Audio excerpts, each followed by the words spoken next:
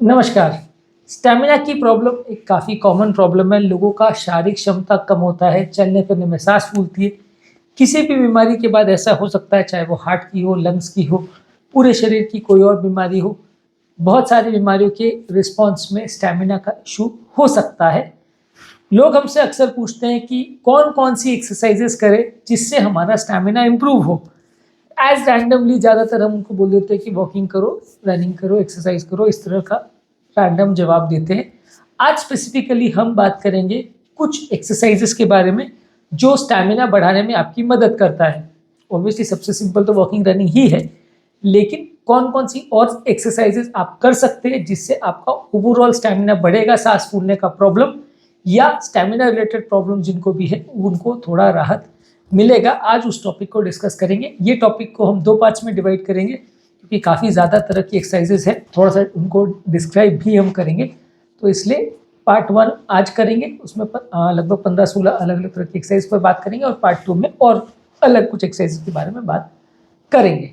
Topic पर जाने से पहले जो लोग हमारे चैनल पर नए हैं, उन्हें रिक्वेस्ट करूँगा कि चैनल को सब्सक्राइब करें, वीडियोज़ को लाइक और शेयर करें।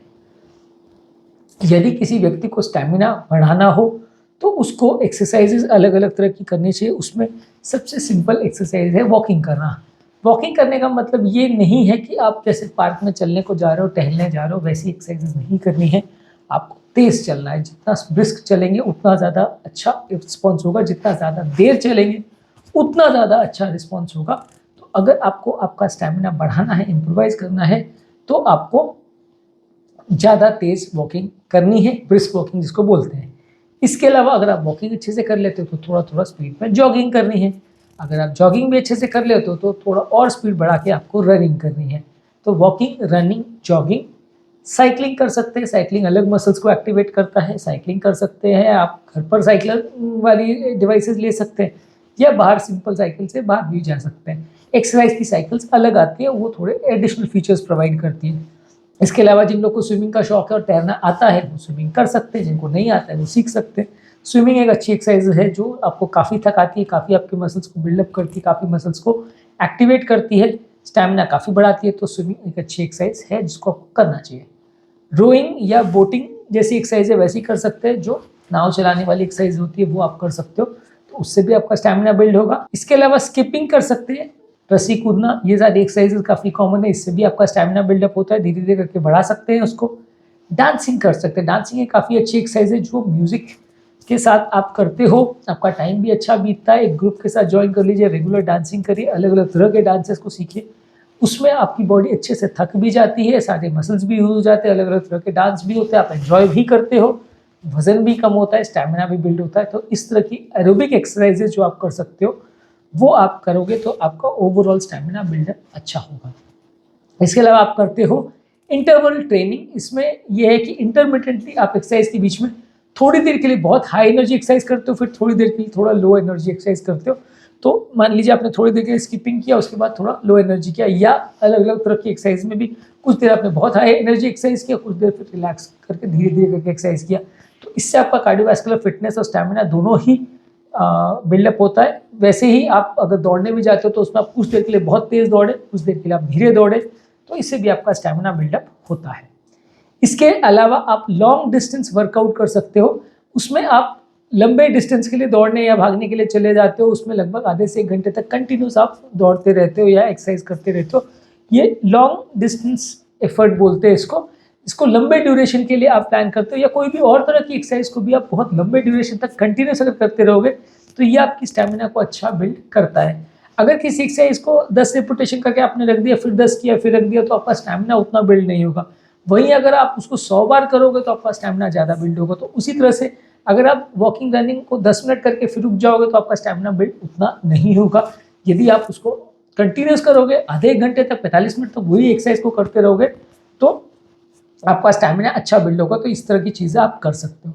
इसके अलावा एक फार्टलेग ट्रेनिंग होता है। फार्टलेग ट्रेनिंग में आप अपने दौड़ने के दौरान बीच बीच में छोटे छोटे टाइम इंटरवल्स के लिए बहुत रैपिडली दौड़ते हो, उसके बाद आपकी रेगुलर पेस पे आ जाते हो, फिर रैपिड पेस पे दौड़ते हो, फिर रेगुलर पेस पे आ जाते हो। इससे आपका ओवरऑल स्टैमिना इंप्रूव होता है। ये एक स्वीडिश टर्म है फार्टलेग ट्रेनिंग। इसको अगर आप यूज़ करते हो तो इसमें बीच बीच में आप सडनली तेज़ दौड़ते हो, फिर अपनी स्पीड को स्लो कर देते हो।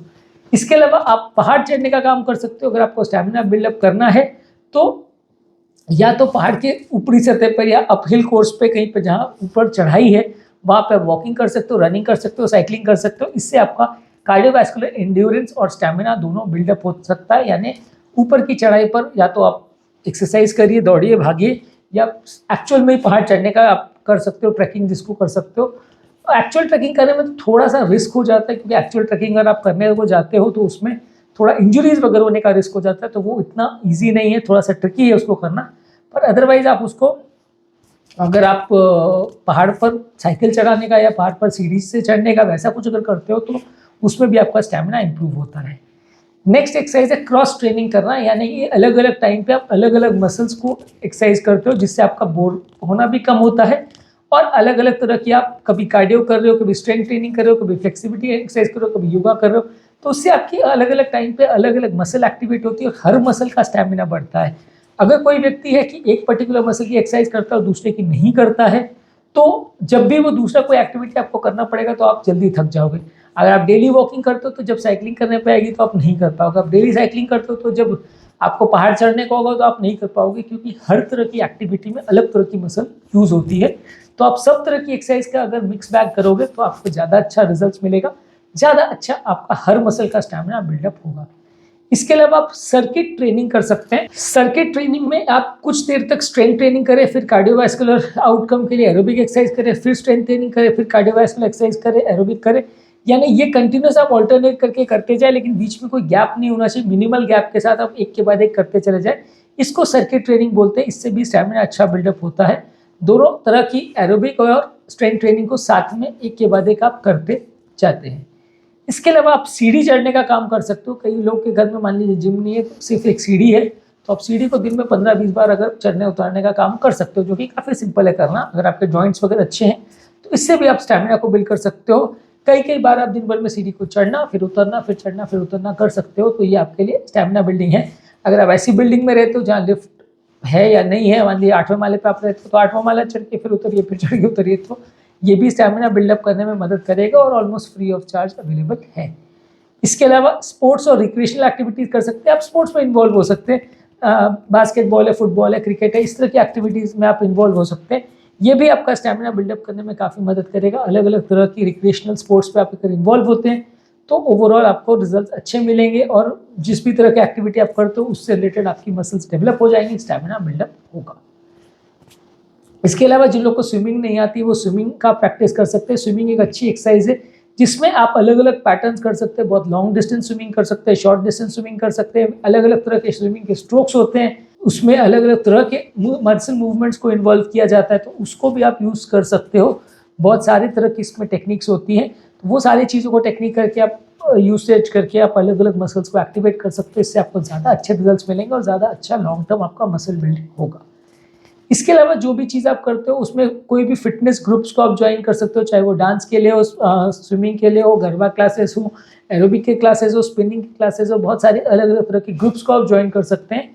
ये ग्रुप्स की क्लासेस में आपका मन भी बना रहेगा, आपकी फ्रेंडशिप्स भी हो जाती है और आपको एक्टिविटी भी इंप्रूव होगा, स्टैमिना बिल्डिंग भी होगी। तो इस तरह की एक्टिविटीज़ अगर आप करते हैं तो ओवरऑल आपका फिटनेस बेटर रहता है, स्टैमिना अच्छा रहता है। अलग अलग टाइम्स पे अलग अलग ग्रुप्स को आप ज्वाइन कर सकते हो, तो थोड़ा इंटरेस्ट भी बना रहता है और काम भी आपका चलता रहता है, आपकी फिटनेस और ओवरऑल स्टैमिना अच्छा रहता है।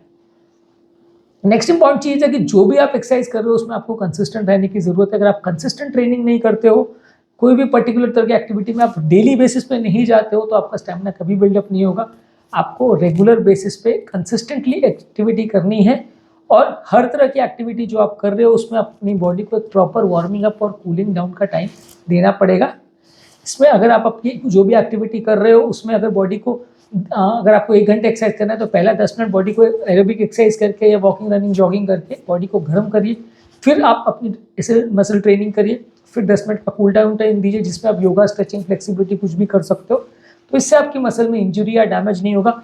धीरे धीरे करके एक्सरसाइज के एफर्ट टॉलरेंस को बढ़ाइए, फिर पीक पर पहुंचिए, फिर धीरे धीरे कूल डाउन का टाइम दीजिए, तो मसल ज़्यादा अच्छा हैबिचुएट होंगी, ज़्यादा इंजरी नहीं होगी।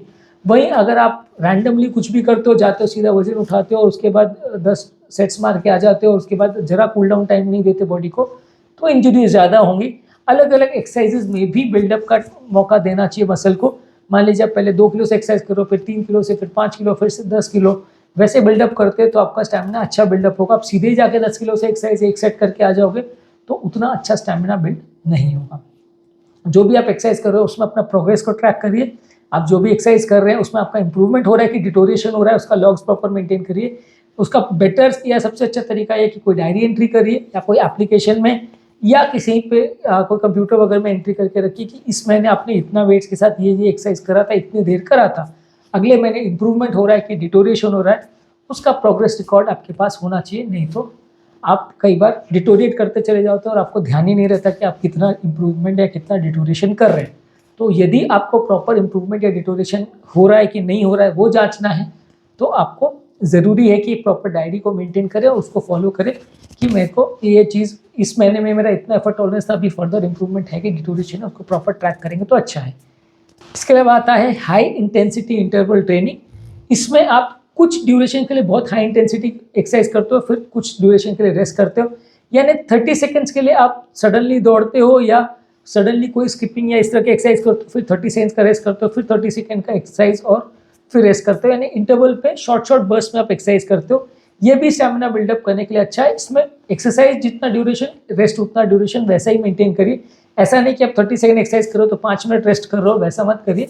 30 सेकंड्स के या 1 मिनट के आपने स्पोर्ट्स में एक्सरसाइज की, उसी में रेस्ट किया तो आपका थोड़ा मसल बिल्डिंग अच्छा होगा और आपका स्टैमिना बिल्डिंग अच्छा होगा। इसको हाई इंटेंसिटी इंटरवल ट्रेनिंग बोलते हैं।